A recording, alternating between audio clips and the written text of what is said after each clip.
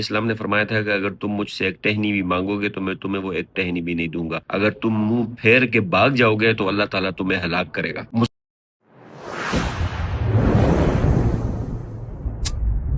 آپ نے مسلمہ کذاب کا نام تو سنا ہوگا کہ مسلمہ کذاب کون تھا جس نے جھوٹی نبوت کا دعویٰ کیا تھا۔ نبی الاسلام کے دور میں 9 ہجری کو وہ وفد کے ساتھ آیا تھا۔ نبی الاسلام نے اس کا استقبال کیا تھا، خیر مقدم کیا تھا، اور پھر صرف اس کے لیے ایک بات کہی تھی جو کہ بعد میں حرف بحرف سچ ثابت ہوئی۔ نبی الاسلام نے فرمایا تھا کہ اگر تم مجھ سے ایک ٹہنی بھی مانگو گے تو میں تمہیں وہ ایک ٹہنی بھی نہیں دوں گا، اگر تم منہ پھیر کے بھاگ جاؤ گے تو اللہ تعالیٰ تمہیں ہلاک کرے گا۔ مسلمہ کا اصل نام مسلمہ بن حبیب تھا۔ وہ بنو حنیفہ جو ایک طاقتور قبیلہ اس وقت سمجھا جاتا تھا، اس کا ایک شخص تھا۔ جس علاقے میں وہ رہتا تھا اس کا نام تھا یمامہ، جو کہ آج کے دور میں اس ٹائم نجد جو کہ ریاض کے قریب ہے اس شہر کا علاقہ تھا۔ جب وہ وفد واپس گیا تو اس نے اس وقت جھوٹی نبوت کا دعویٰ کر دیا، اور پھر اس کی تائید میں اس کے جو قبیلی والے تھے انہوں نے یہ سوچا جب نبی اہل قریش میں آ سکتا ہے تو نبی بنو حنیفہ میں کیوں نہیں آ سکتا۔ پھر اس نے نبی الاسلام کو خط لکھا تھا، عرب کی آدھی زمین اہل قریش کی ہے اور آدھی ہماری ہے۔ اس کے جواب میں نبی الاسلام نے اس وقت اس کو مسلمہ کذاب کا لقب دے کر جواب دیا کہ یہ زمین صرف اللہ تعالیٰ کی ہے اور اللہ تعالیٰ جسے چاہے اسے دیتا ہے۔ اور پھر اس کے بعد مسلمہ کذاب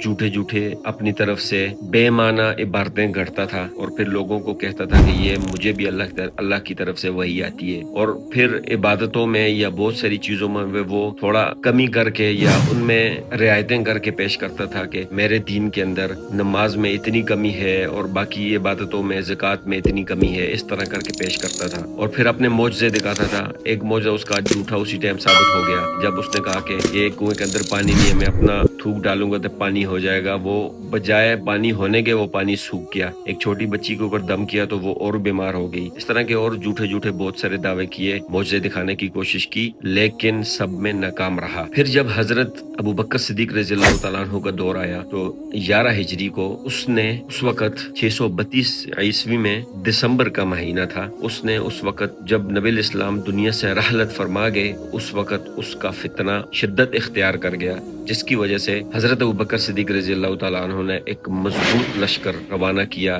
جس کے سپہ سالار حضرت خالد بن ولید رضی اللہ تعالیٰ عنہ تھے۔ ابتدا میں حضرت خالد بن ولید رضی اللہ تعالیٰ عنہ کے لشکر کو بہت جانی نقصان پہنچا، 1200 سے زیادہ صحابہ کرام شہید ہوئے۔ حضرت عمر بن خطاب رضی اللہ تعالیٰ عنہ کے بھائی زید بن خطاب رضی اللہ تعالیٰ عنہ اس جنگ میں شہید ہوئے، اور انہوں نے اپنے آپ کو ایک گھڑے میں ڈال دیا کہ میں اس گھڑے سے پیچھے نہیں ہٹوں گا جب تک میں ان کو ماروں گا نہیں، یا میں مر جاؤں گا یا میری قبر ادھر بنے گی یا میں ان کو نہیں چھوڑوں گا۔ اور پھر وہی ہوا کہ وہ اسی گھڑے میں ان کی شہادت ہوئی اور پھر ان کو وہیں پر دفن کیا گیا، اور اس کے اندر بہت سارے صحابہ کرام شہید ہوئے۔ ابتدا میں بہت نقصان ہوا، لیکن حضرت خالد بن ولید رضی اللہ تعالیٰ عنہ نے بعد میں پھر لشکر کو دوبارہ نئے دستوں میں ان کو پھر دوبارہ ترتیب دیا، جس کے بعد پھر ایک زوردار حملہ ہوا، اور اس حملے میں پھر مسلمانوں کو فتح ہوئی، اور مسلمہ کذاب ایک باغ میں جا کر چھپ گیا جس میں حضرت وحشی بن حرب رضی اللہ تعالیٰ عنہ نے وہ نیزہ مارا جس سے وہ زخمی ہو گیا، اور وہ ایک باغ میں ایک درخت کے پیچھے چھپ گیا۔ بعد میں ایک انصاری صحابی نے اس کو قتل کر دیا۔ حضرت وحشی بن حرب وہی تھے جنہوں نے جنگ احد میں مشرکین کی طرف سے حضرت حمزہ بن عبد المطلب نبی الاسلام کے چاچا کو شہید کیا تھا، اور پھر وہ کہتے ہیں کہ میں نے اسلام کے سب سے ایماندار، سب سے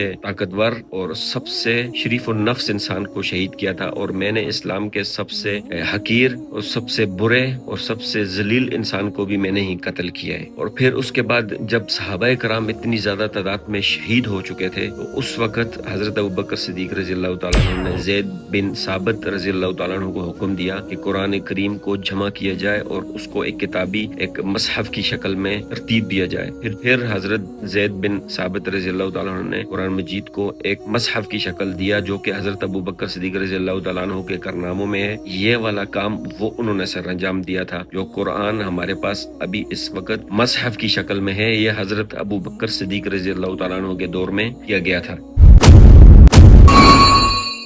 یہ تھی آج کی ویڈیو، انشاءاللہ کل ملیں گے نیکسٹ ایک نئی ویڈیو کے ساتھ، تب تک کے لیے